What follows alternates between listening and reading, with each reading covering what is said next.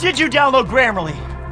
So we finally got some brand new Hogwarts Legacy gameplay. Just because it's been delayed doesn't mean we're left completely empty-handed. We have a first look at the 4 houses and their respective areas with the Gryffindor, Hufflepuff, Slytherin and Ravenclaw options you'll get to pick and explore in the full game. Some more juicy gameplay details in there and other stuff along the way, so let's begin. Now, choosing your house is done at the start of the game in Hogwarts Legacy, and so far it seems to be led at your discretion rather than being something arbitrary like, for example, a quiz or whatever.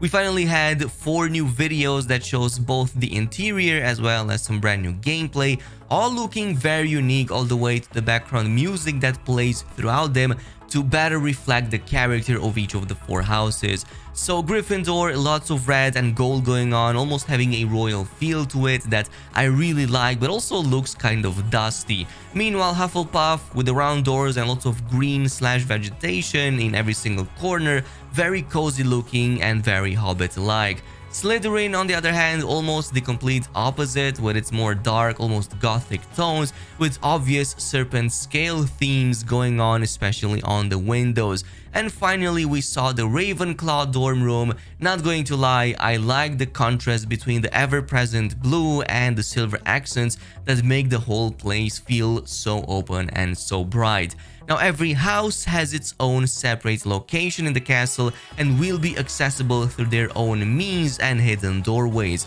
Like, for example, Ravenclaw, now that I saw this upper region of the tower, definitely makes it seem as if it's physically located onto the left side of the castle in this shot right here.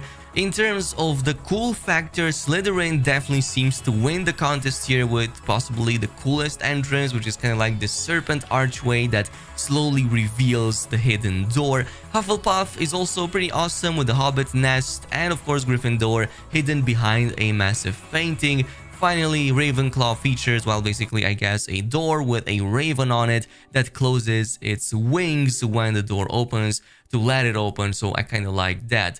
Functionality-wise, not much has been said, but there were a few hints that we got here and there throughout the gameplay. Like, for example, we do know that all of these 4 sections will feature separate sleeping quarters. We know that from the previous state of play that showed a player character waking up from a bed in the Gryffindor room, so it's totally possible to like go there and sleep, maybe advance the time. It's likely that this is also the place that will let us access the wardrobe feature, try out new outfits that we've unlocked through gameplay and other means, maybe even apply other customizations to our characters. It definitely seems to fit that theme. Moving on though, in terms of mini games, it's likely that these are the locations we will find at least a few of them in, possibly other side activities too, and we've seen a few hints in some of these backdrops.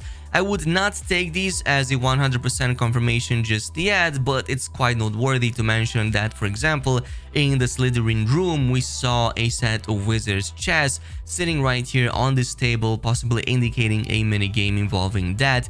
Pretty sure I saw Queen to H4 moving on its own at one point in this shot, and the same moving team by itself can be seen in the Gryffindor tour video, which features a floating deck of cards that arrange themselves here in front of us on this very table.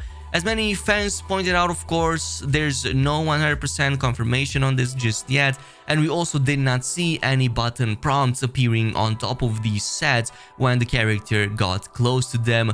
We can see how that interaction might have looked like, because in this Ravenclaw room we can see that the button prompt does appear when the character interacts with the spinning globe. So there's many reasons why this might have not been the case here. Maybe the player was not close enough to the sets, the UI might have been completely disabled here, or maybe that's just the case, they aren't mini games and it's just something cool in the background. A few other things that were confirmed though, one of them is the Flu network, or the fast travel system of Hogwarts Legacy. We saw one of these green candlesticks with a plague in this Ravenclaw room right here on the side. We also saw that in various other gameplay shots in the past, depicting them pretty much like that. So I'm pretty sure that this will serve as the mechanism that lets us fast travel in Hogwarts Legacy after supposedly we discovered or unlocked